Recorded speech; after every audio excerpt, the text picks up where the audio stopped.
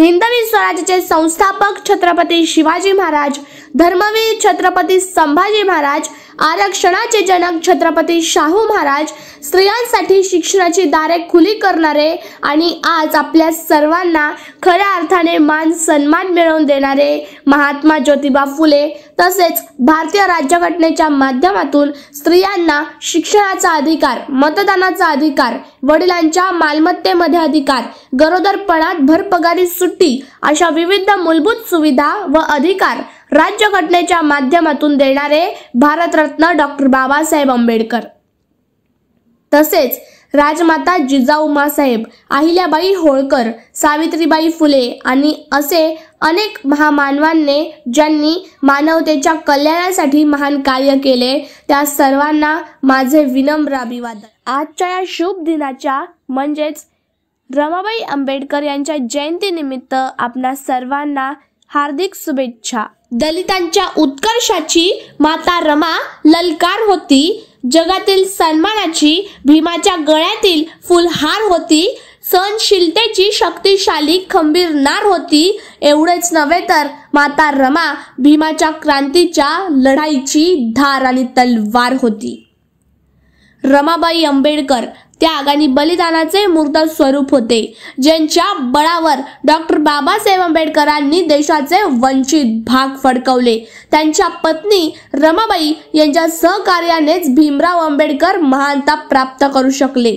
अत्यंत गरिबीतही रमाबाईंनी अत्यंत समाधानाने आणि संयमाने कुटुंबाचा सांभाळ केला। प्रत्येक कठीण प्रसंगात त्यांनी बाबासाहेबांचे धैर्य वाढवले। महामानव डॉक्टर बाबासाहेबांच्या कठीण काळात पत्नी रमाईंनी त्यांना खंबीर साथ दिल्यानेच बाबासाहेब अस्पृश्यांच्या जीवनोत्थानासाठी कार्य करू शकले। त्यामुळे डॉक्टर बाबासाहेबांच्या कार्याचा उल्लेख करताना रमाईंनी शोषलेल्या गरिबीच्या चटक्यांचा, प्रसंगी आपल्या स्वतःच्या इच्छा अपेक्षांच्या दिलेल्या आहुतीला कधीही विसरता येणार नाही। रमाबाईंचा जन्म 7 फेब्रुवारी 1898 रोजी दापोली जिल्ह्यातील वंदनगाव या छोट्याशा गावामध्ये गरीब कुटुंबात झाला। त्यांची आई त्यांना प्रेमाने रामी म्हणायच्या। रमा लहानपणापासूनच खूप समजदार, प्रेमळ आणि घरकामात खूप हुशार होत्या। बालपणीच त्यांचे आई वडील मरण पावले। लहानपणीच आई वडिलांच्या प्रेमाला पारखी झालेली रमा तिच्या भावंडांसोबत मामाकडे मुंबईला राहायला आली। त्या काळामध्ये अगदी अल्प वयात लग्न व्हायची। रामजी सुभेदार यांनी भिवासाठी रमाची निवड केली। रमा अवघ्या 9 वर्षाच्या असताना 1906 मध्ये मुंबईतील भायखळा येथे त्यांचा भीमरावांशी विवाह झाला। महापुरुषांचे व्यक्तिमत्व पर्वताच्या महान शिखराप्रमाणे असते। असे म्हटले जाते की प्रत्येक यशस्वी पुरुषामागे एका महिलेचा हात असतो, मग ती आई किंवा पत्नीही असू शकते। बाबासाहेबांना रमाईंची साथ नसती तर कदाचित भिवाचा भीमराव झाले नसते। स्त्री ही जशी गृहिणी तशी सुसंस्कारित समाज निर्माण करणारी माताही आहे। युगपुरुष महामानव डॉक्टर बाबासाहेबांच्या खडतर आयुष्यात दारिद्र्याच्या खोल दरीत असलेला संसाराचा गाडा ओढणारी सहचारिणी पत्नी रमाई म्हणजे चारित्र्याची मंगल प्रतिमाच होती।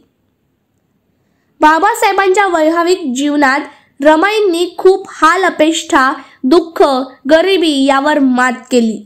एका आईसाठी तिचा मुलगा मरण पावणे यासारखे जगात दुसरे दुःख नाही।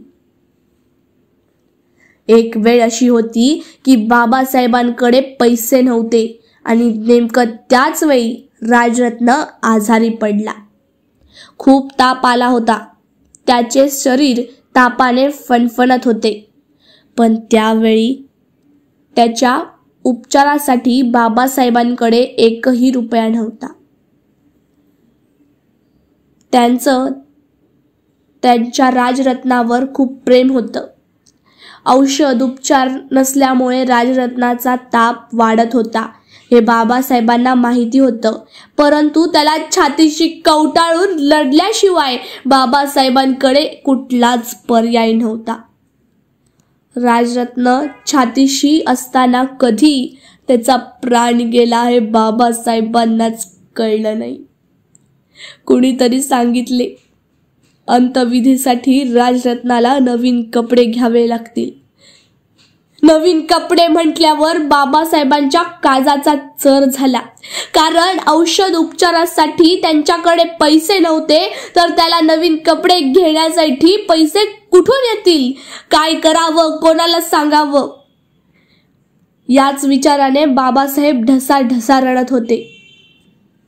बाबासाहेबांकडे पैसे नाहीत हे फक्त रमाईंना माहिती होतं. तेव्हा रमाबाईंनी आपल्या साडीचा पदर फाडून त्यामध्ये राजरत्नाला गुंडाळलं आणि त्याचा अंत्यविधी केला.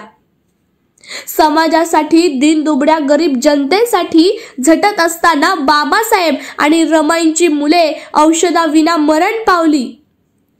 ते दुःख पाठीवर टाकून रमाईंनी डॉक्टर बाबासाहेब आंबेडकरांच्या समाजकार्यात हातभार लावला.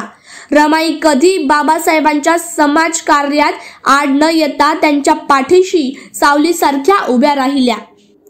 तर अशा आपल्या इच्छा, अपेक्षा, आकांक्षाचा त्याग करून आपले आयुष्य गरीब जनतेच्या सुखासाठी बहाल करणाऱ्या मातेचे निधन 27 मे 1935 रोजी